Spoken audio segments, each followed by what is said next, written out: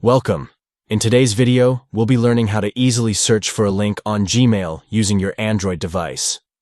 Searching through your emails can be a daunting task, especially if you have thousands of messages. But with a simple trick, you can quickly pinpoint emails that contain specific links. Let's dive right into it. First, make sure you have the Gmail app open on your Android device. Once you're in the app, let's locate the search bar at the top of the screen. This is your gateway to finding exactly what you need. Next, tap on the search bar, and here's where the fun begins.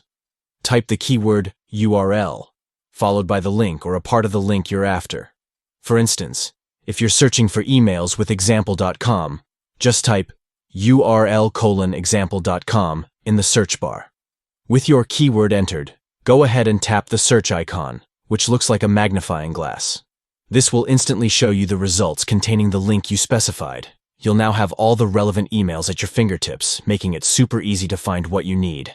And there you go. Now you can quickly search for links in Gmail like a pro. Thank you for watching, and don't forget to subscribe for more helpful tips.